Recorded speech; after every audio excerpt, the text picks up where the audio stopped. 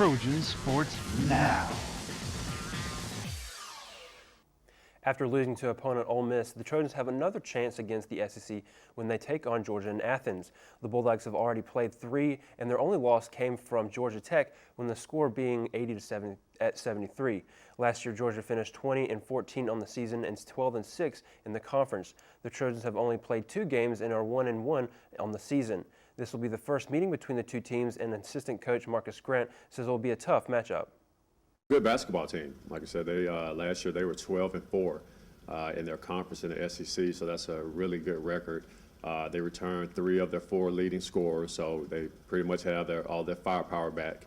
So it's going to be a tough game for us, but like I said, we're excited about the challenge, and how we rebound the basketball, I think, will determine the outcome of that game. The Trojans will take on the Bulldogs Friday with tip-off at 6 p.m. The Troy women's basketball team will be on the road coming up next week and will look to add a win to their record. On Monday, the team will head to Tallahassee, Florida to take on Florida A&M. The Rattlers' season began on November 14th as the team lost to Alabama. Last season, Florida A&M finished the season 14-12, barely over 500. Last season, Troy and Florida A&M met in Trojan Arena, where the Trojans defeated the Rattlers 100-88. In last year's game, Ashley Beverly Kelly led the Trojans with 23 points. Troy and Florida A&M were both tied headed into halftime, but Troy put up more points in the second half, and head coach Chanda Rigby expects her team to get its first win against the Rattlers.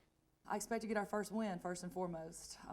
We kind of had a couple moral victories this past weekend, but we're tired of those. We want a victory on the win column, and I think we'll be off to the races once we can get a win under our belt and get some confidence that's how we're going to operate is through winning. So my expectation is a high-scoring game on both sides of the ball, on both sides of the scoreboard, and to get a first win. The Trojans are currently 0-2 on the season. The volleyball team will have their last weekend at any hopes of breaking their losing streak in the regular season. The Trojans will take on a familiar Georgia State team on Friday. The last time the Trojans played against the Panthers, Troy lost a 3-set match with the score being 0-3. Since playing the Trojans, the Panthers' overall record is 9-18, while their conference record is 7-11. The Panthers are now ranked number 7 in the Sun Belt Conference, while Troy is last. However, Georgia State has had a tough time on their home court, with their home record being 4-5. The Trojans will then turn around and play South Alabama on Saturday. The last time the Trojans took on the Jaguars, South Alabama won in a 3-set match with the score being 0-3 as well. South Alabama's record is now 11-17, while their conference record suffers at 6-12. South Alabama is ranked at number 8, just under Georgia State in the Sun Belt standings. Head coach Sonny Kirkpatrick says he plans to study both of their teams to find the weak point. Just going back and watching a lot of film on Georgia State and South Alabama, and just trying to come up with a game plan that can help us try to get over the hump and try to get a win this coming weekend. The Trojans' regular season comes to a close this week, starting on Friday. And every week we'll be taking a look at our former Trojan football players and how they're doing. Jacob Harrison gives us a closer look this week's Trojan in the Pros. Thanks, guys. DeMarcus Ware and the Denver Broncos defense played well against the struggling St. Louis Rams team, but the offense was hit with an injury bug and failed to produce more than 7 points. Ware had 7 tackles and a sack in a disappointing 22-7 loss.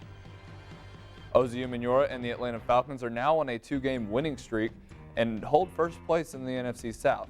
Umenyiora and his teammate Jonathan Massaquoi posted a tackle each as the Falcons dealt their rival Carolina Panthers their 5th straight loss in a 19-17 victory. And Leotis McKelvin was more than prepared for the Miami Dolphins, but sometimes injuries just can't be prevented. Leotis was having a stellar season for the Bills, posting 48 tackles and 4 interceptions in just 10 games. Leotis is likely done for the season after breaking his ankle last Thursday night in a 22-9 loss to the Dolphins. And DeJuan Harris returned 3 kickoffs for 42 yards in another dominant performance by the Green Bay Packers. The Packers won 53-20. And wrapping things up with Mario Addison, the Carolina Panthers defensive end got to the quarterback for the first time since week 3. Addison now has 5 on the season. However, the Panthers are now riding a 5-game losing streak after their loss this Sunday to the Atlanta Falcons. And that was a look at the Trojans in the pros. Until next time, I'm Jacob Harrison. Thank you for joining me. The Trojan football season is drawing to a close, and some players are looking to make the next step in their football careers. JC Affeldt shows us one player who is trying to reach the next level and may have gotten some big help from a little preseason viral video hype. Terrence Jones, a graduate student from Huntsville, Alabama, plays right tackle for the Troy University football team. Jones has started every game for the Trojans during his career, currently starting the most consecutive games in the NCAA by an active player. Jones feels that attending as a person more than anything. College is just an experience, and I feel like college helps you find who you are as a person growing up. I mean, Troy's helped a lot, and just because that's the college I went to. If I went anywhere else, maybe I might be different, but I'm glad I went here, and I feel like I'm a decent person, and I'm just happy with how things went. Having won an accolade each of his 4 years playing at Troy University, including 3 Sun Belt first team selections, the offensive tackle knows a thing or two about leadership. A leader is somebody who encourages people and is positive, and you want people to do what better, but you have to be doing better yourself. You have to be someone who leads by example, as well as somebody in front telling them what to do and stuff. Instead of being a boss, you need to be a leader, because the boss just tells people what to do. A leader does it with them. Jones shocked the nation this past offseason by squatting a school record 810 pounds. Although he knew what he was capable of, he was shocked by all the attention it received from the rest of the college football community.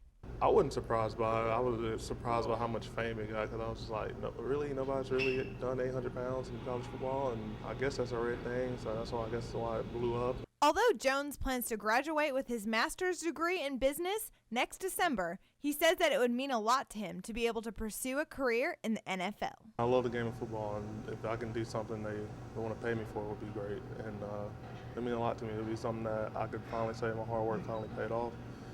And it's a once-in-a-million dream. Jones will play his last game in a Troy Trojan uniform on November 29th against Louisiana Lafayette. JC Affeldt, Trojan Sports Now. That's all the time we have for Trojan Sports Now. Check us out online for trojanvision.troy.edu to catch anything you missed. For Clay Yeager, I'm Amy Austin. Thanks for watching, and as always, go Trojans.